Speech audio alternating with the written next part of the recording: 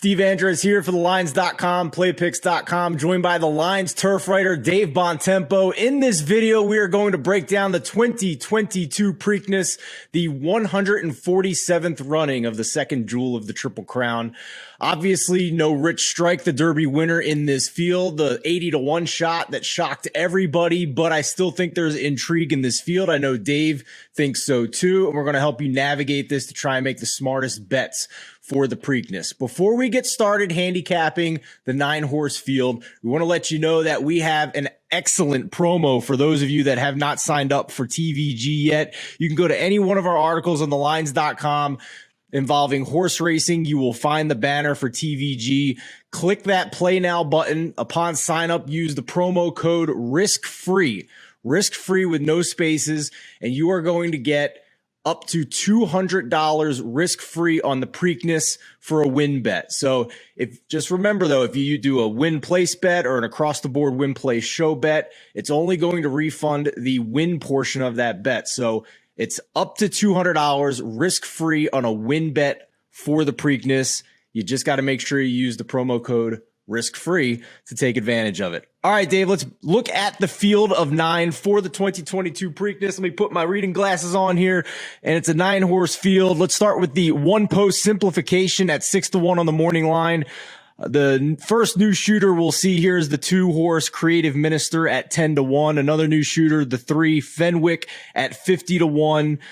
The Kentucky Oaks champion, a filly, is in this field. Secret Oath in the 4-post at 9-2 on the morning line.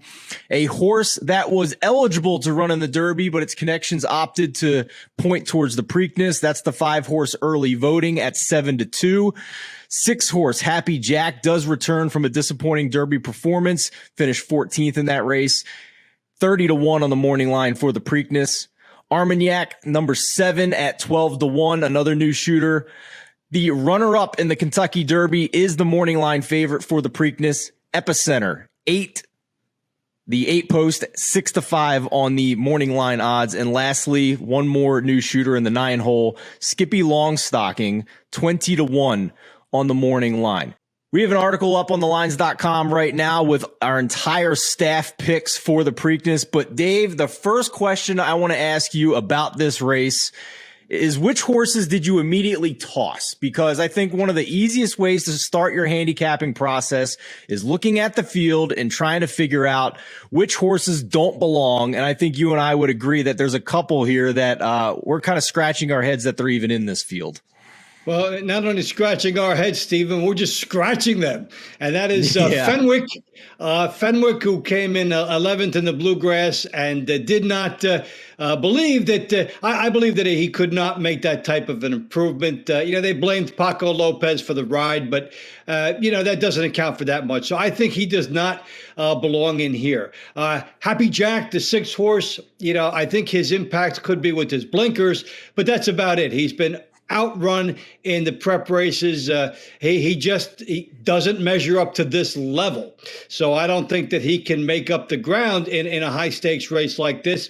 And I'm also going to toss Armagnac. Now that might be a borderline for some, but going back, he was 70-1. He was beaten. Yeah, I mean they think that he went back to allowance and a light went off, but a light going off in allowance is not a light going off in the Preakness. And at some point you have to make a dividing line. So I credit his momentum, but I just don't think he can carry what he took out of allowance into this. So for me, they are 3 horses that I don't figure on the win line. And then to me, then we have a field of 6. I agree with you on those 3 horses. Fenwick, you mentioned the 11th place finish in his first attempt in stakes company after struggling to get out of maiden special weight. Armagnac won that allowance race, but it was the day after the Derby. So easier company, no rest advantage now coming into the Preakness, running on that late calendar date. And then Happy Jack as well. To me, what was utterly unimpressive was that he was a closer in the Derby, had the perfect pace scenario set up for him, and all he could do was get up from 20th place to 14th place with suicidal fractions in front of him to run into. And I'm actually going to add a fourth horse here that I'm tossing, and it's Creative Minister, because in my opinion, this horse is attempting a big step up in class after winning an allowance race on Derby Day at Churchill Downs. So again, impressive win, but easier company, big step up in class now to this grade 1 race. And also, again, no rest advantage against superior Derby horses that earned their way into the Kentucky Derby with stakes races on the Derby Prep Trail. So those 4 were easy tosses to me. And the other thing I'll mention too is some of you out there might be, making the devil's advocate argument. Well, Rich Strike won the Derby at 80-1. How can you just toss these horses? Well, it was a crazy historic outlier situation, admittedly, and anything can happen in a horse race. Crazy things happen from time to time, but I think an 80-1 shot in the Derby is very different than the longest shot on the board in the Preakness, because every single horse in the Kentucky Derby from 1 to 20 earned their way into that race. It's a point system. They have to do something along the way that was impressive enough for them to get enough points to be entered and be eligible to be in the Kentucky Derby. Some of these horses were nowhere near the Kentucky Derby point standings and are not the same long shot as Rich Strike was in a tougher race. So I think that's another reason that Dave and I are tossing these 4 horses. So that leaves us with 5 to consider now, Dave. And let's go back to the morning line favorite, Epicenter. For me is the rightful favorite. And I think you and I are aligned in this situation where it may be a little bit dependent on what his odds are near post time and whether or not we want to just, use the majority of our bankroll for this race to just put a win bet on Epicenter, or try and take a stab on another horse here, maybe in some exotics. For me, it's very simple. This horse has run 2 races already with a 100 plus buyer speed figure. No other horse in this race has run 100 plus buyer speed figure. Epicenter's 3rd best race was a 98 buyer speed figure. No other horse in this race has run a 98 buyer speed figure. So if he runs back, and I know it's only been 2 weeks, but if he runs back close to the form that he's been showing, which is a contender to be the 3-year-old champion, I don't see any other horse in this race that can contend with that. So with that in mind, do you agree, or are you pretty concerned about only having 2 weeks off between races? I do agree, because I love the form he showed throughout the winter and into the spring. Mile 16th, mile and an eighth, mile 3/16. This horse already won the Preakness. That was the distance of the Preakness where he won the Louisiana, the Derby, and did it in perfect stalking style. And even though he did not win in the Derby, I thought Joel Rosario did something that was underrated genius to me, in that he took a gamble at the beginning of the race and took his horse back. We saw that there was speed in the Derby, but the speed has not been heated in recent Derbies. He took the gamble that it would be. He was right. He just got nipped by a freak horse. This horse, to me, I've talked about him being the essential quality of this year's field, because you know what you're getting every time he runs. He is alertly placed. He goes to a stalking position and then makes his run late. I don't think he'll be caught up in a speed duel in this race. I think that he showed that he could rate. To me, he's better than anybody in here. So now you ask yourself, what will the odds be? If he is a little better than even money, I spend most of my dollars on the win bet, because why mess around? The other thing is, I was talking to some people at a simulcast facility in New Jersey just an hour ago, and they said, we think this horse will go off 3 to 5 or 1 to 2. So we don't know how the bettors are going to see it, but that will have a huge impact on whether you go exotics or whether you do the slam. And that may not be apparent for people until, maybe about 15 minutes before post.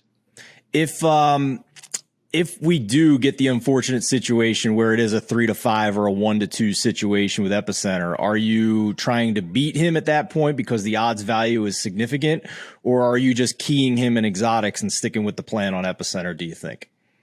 I would probably stick close to the plan. I would take one exacta box, and it's either going to be early voting or secret oath. I haven't quite decided which one of those yet is going to be the one. Simplification, he's already beaten him. I could see simplification running fourth again.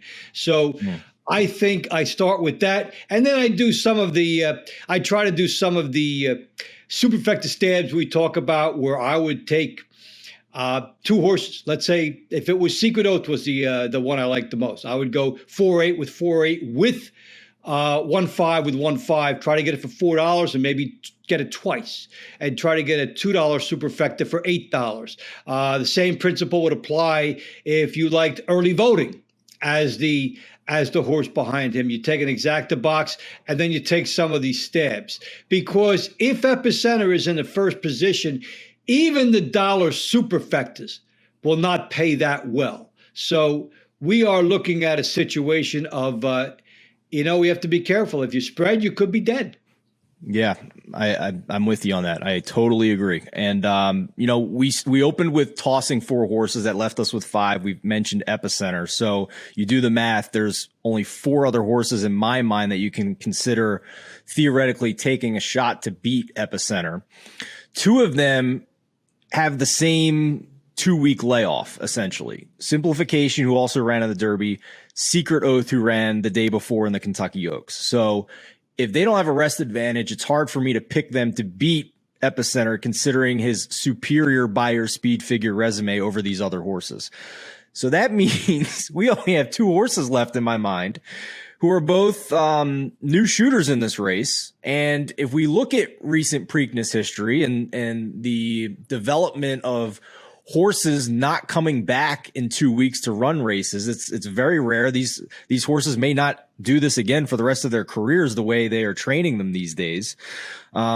That leaves only early voting and Skippy Longstocking, in my mind, given the rest advantage, to consider maybe taking a shot to beat Epicenter. Now, of the 2, early voting is lightly raced. It was good enough to be in the Derby field, but it was a decision by his connections to just not run in the Derby and point towards the Preakness. So this actually was a Derby-worthy horse that just didn't run in the Derby.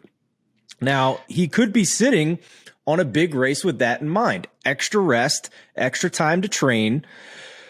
Excuse me. And has a mid-90s buyer speed figure on his resume as his career best in only 3 career races.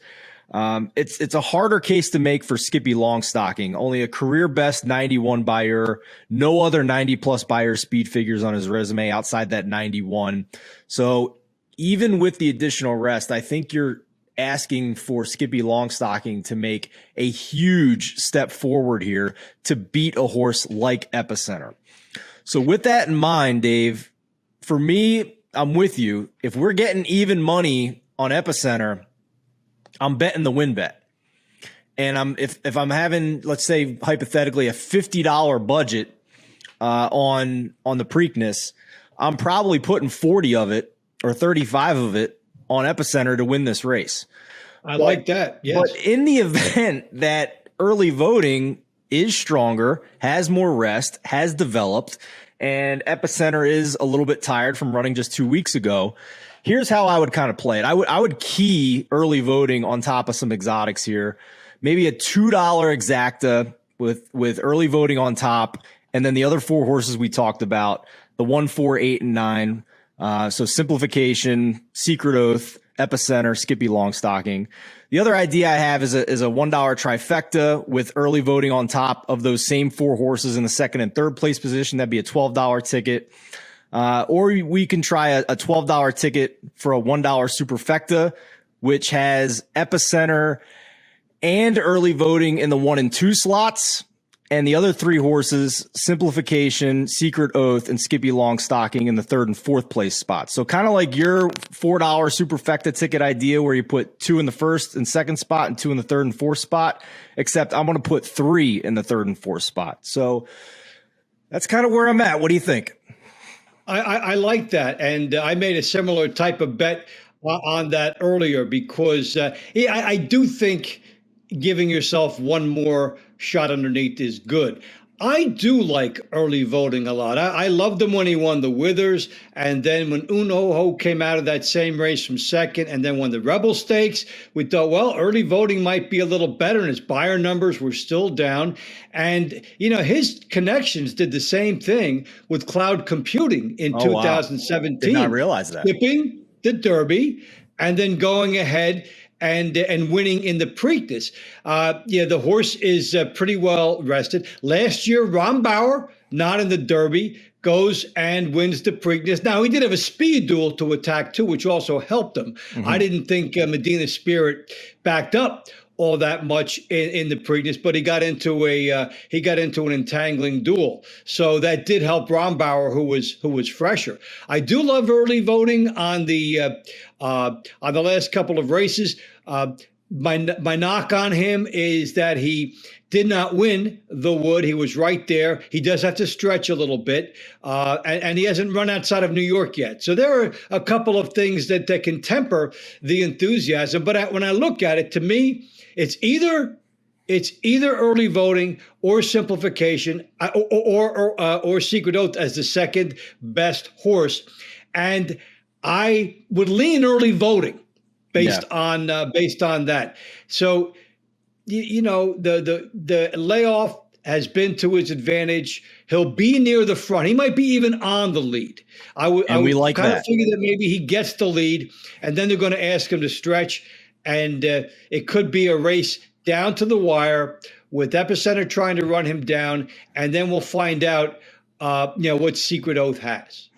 And it's not a big ask for this stretch either. It's a half furlong less than the Kentucky Derby with 6 weeks, I think, between races for him to train for this distance and get stretched out.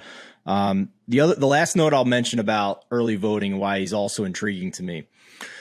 For the Kentucky Derby, before the final cuts were made and Rich Strike got into the field, I went through my entire process of whittling down the field and coming up with a short list of contenders to win the Kentucky Derby. And early voting actually made that final cut for me. He was on a list of only about 5 or 6 horses out of that initial 20-horse field that had the 95-plus buyer speed figure on his resume, had the 100-plus Brisnet from his runner-up in the Wood Memorial.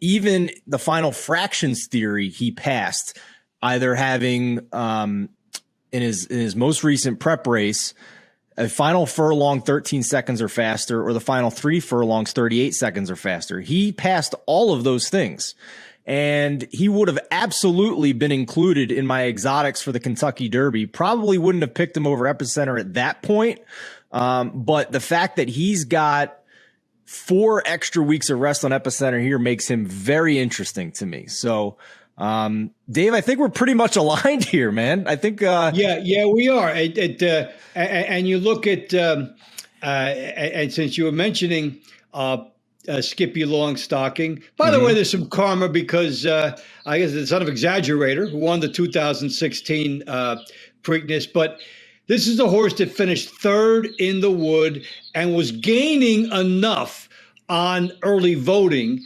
that they got some optimism to enter. But, still was 3rd and still has to stretch out. Yeah. Where I think it's interesting here is that, Epicenter does not have to stretch out. Epicenter comes back from 1.25 miles, and he was winning the Derby at 1 3/16. Yeah, if the Derby was the Preakness distance, Epicenter would have won, and Rich Strike would not have won. Right, and Rich Strike would have been maybe behind Simplification at that point, based on how quickly he came. But that's the interesting and the beauty of all this is that we're trying to evaluate horses that ran 5-6 weeks ago, and then we figure that they're going to show that exact level of progression. But one thing I'm gleaning from these trainers that are taking a shot with some of these new shooters coming in from allowance, it shows that they don't think that the 3-year-old crop is that exceptional this year, that there is no super horse.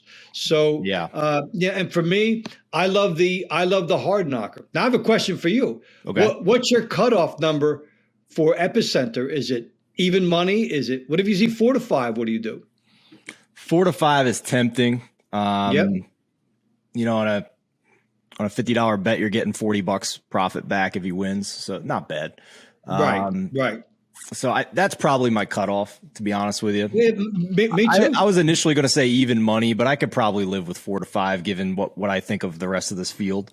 But I'd still probably play one of these other exotics with early voting on top to try and take a shot. The only other ticket I didn't. And by the way, the exacta box might be pretty good if you get that. Right. A win early voting. If Epicenter does go to 4 to 5, you'll probably see early voting up at 4 to 1, maybe even 9 to 2. So that's my hope. 4 to 1 or better. Yeah, that might be a real good stab, because you're talking about a horse getting the lead in the Preakness, which has generally been speed friendly as long as he stays out of a duel. I mean, we've seen Speed do very well there over the years, just not last year. I don't expect a duel. Do you expect a duel, or do you think that they're going to rate and stay in place? No, you mentioned the jockey on Epicenter in the Derby. I think with how smart he was in the Derby, I'd be shocked if he gets sucked into a speed duel in this race. So, I think this is going to be a pretty fair pace on the front end. I'm not sure it'll be 48 flat, but I don't think it's going to be 45 and change like it was the Derby. So, the only other betting idea I'll share here that I wrote in the article is that extra rest angle trifecta, I'm calling it, where it's early voting and Skippy Longstocking in the first and second spot. And then the other 3 horses we like, Secret, Oath, Simplification, and Epicenter in the third spot, just in the off chance that there is something real to this extra rest angle and the 3-year-old crop not being as sharp and the ones from the Derby only having 2 weeks off.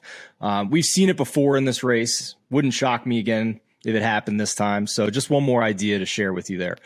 Dave, any final thoughts here for the Preakness?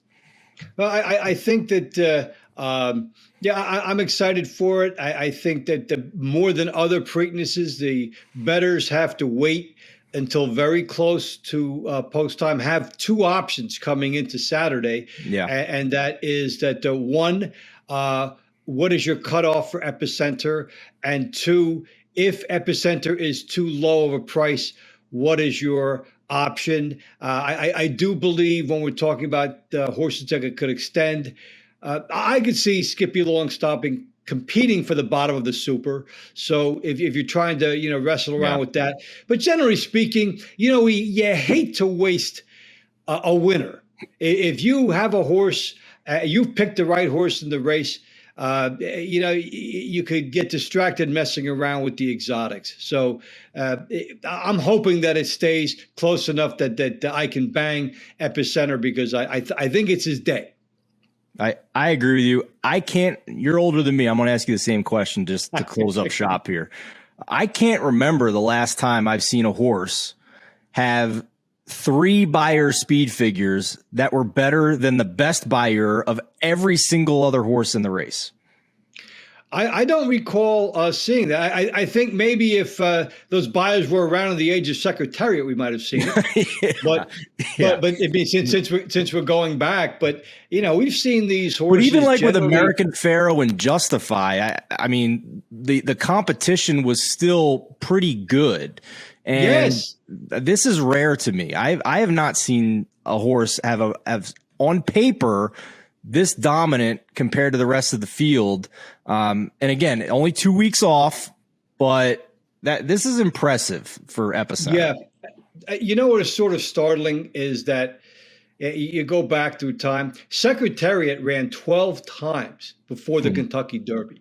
These horses, they take 2 or 3. Tabor ran 2. He's in the Derby. So they're taking a shot. the trainers now, lightly raced, taking a shot, seeing if they can strike with the lightning in a place that they're not expected to do. So I don't see this. I don't see a horse that having been that dominant. Like I said, I think he's the essential quality. I'm going to bet him every time. If he goes if he's in the Travers, if he's in the Haskell, wherever he goes from here, I think Epicenter is going to be first or second every time between now and November. So that's how I'm approaching it, at least. I just hope he's that he's the essential quality and not the Hot Rod Charlie of this class. That's the hope. Hey, too soon, Dave. Yeah. Too soon. Oh my goodness, yeah. Hey, I think Hot Rod Charlie might have been the Aladar of his day, having to go up against the firm. But I love it. You know, and don't forget, there's a great undercard all day at the Preakness, and you really get a chance to get a feeling for the track and how it's playing. That's a good thing for people to check in on too. If you see any track biases, you might pick something up there. For sure. As always, all of our horse racing content, all of our sports betting content at the Lines and Play Picks is free. Hit that subscribe button here to subscribe to our YouTube channel. Hit the like button if you enjoyed this video. Let us know in the comments how you are betting on the 2022 Preakness. And one more friendly reminder, we have that promo from TVG, risk-free bet on the Preakness up to $200. Just use the promo code risk-free when you sign up. Enjoy the race, everybody. We hope it is profitable for you. For Dave Bontempo, I'm Steven Andress. Good luck with all your bets.